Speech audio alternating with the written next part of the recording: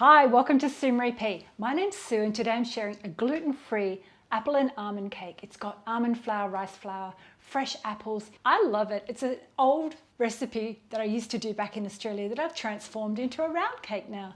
And I do a little bit of a fancy top. So if you'd like to see how I make my apple almond cake that's gluten-free, come with me and let's see. So step one, it's always great to pop your oven on first so it's nice and warm. So I've preheated it to 180 degrees C and prep your cake tin. I'm doing it in a 23 centimeter springform cake tin. That just means it's got that adjustment on the side that you can release and it springs off or comes off.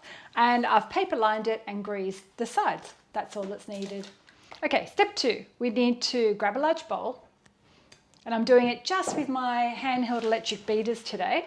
And I've got some butter, pre-softened unsalted butter, and we've got caster sugar, 100 grams. Now we just need to whip those until they're light and fluffy.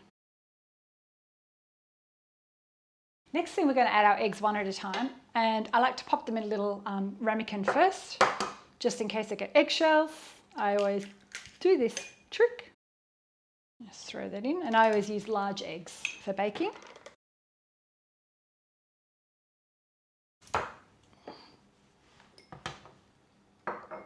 It's always good to stop and scrape.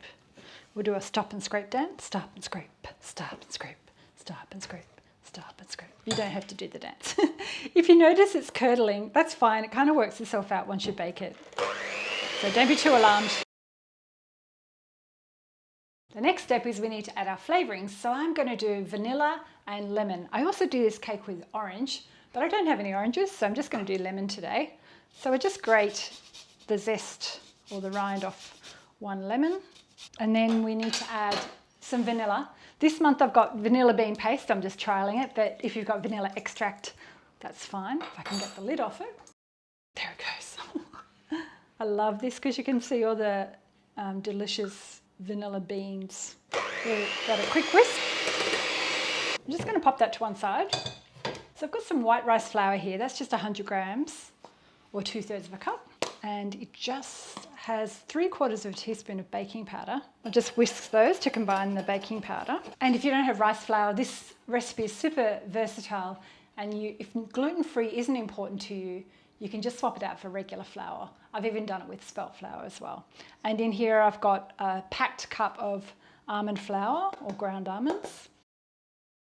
Okay, so that's all whisked together. Now with this next step, we don't want to overmix this, so I'm just going to do it in short 30-second bursts.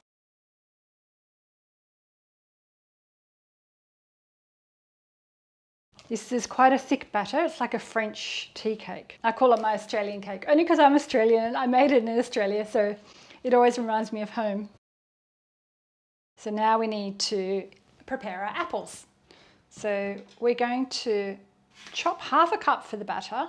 So what I'm not going to fuss actually taking the skin off today. I'm just going to do its skin and all.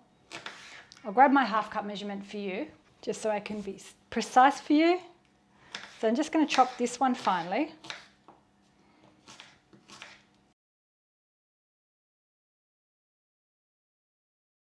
So that's not quite one whole apple, but I think that will be enough for the batter.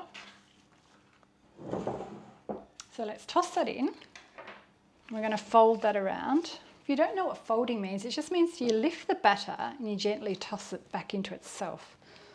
Pour that. It doesn't really pour. We need to spoon it into our cake tin.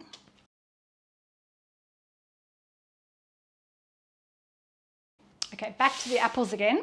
So I'm going to make a pretty pattern for the top of the cake. So what I do is I grab the 1/2 of apple and then I just slice it across. So we get like these half moon shapes. And I'm going to create a pretty, like a rose flower pattern on top. We're almost done. So now I've just got a teaspoon of white sugar and I'm going to add that to the top. This is optional, but it just gives a really pretty crystallized kind of glaze. Now we need to bake this in our warm oven for 30 to 35 minutes. But look how pretty that looks. I can't wait to show you. It's been 30 minutes and I checked my cake and I think it's cooked. So I'm just going to pop the skewer in. Comes out clean, so that's cooked. I'll let it rest in the tin for 10 minutes and then I'll take the ring off.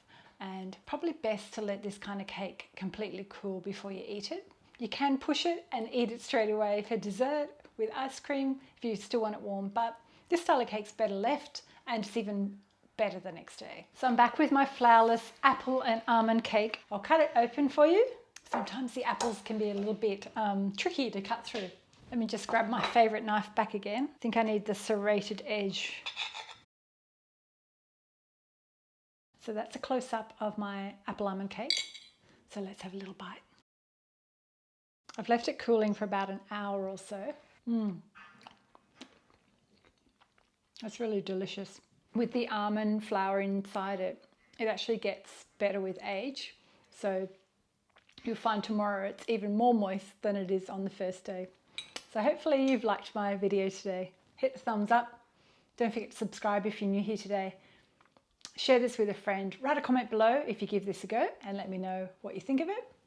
And I'll see you next time. Oh, I'll pop some links up above for a few of my other gluten-free and flourless cake ideas. I'll see you next time. Bye.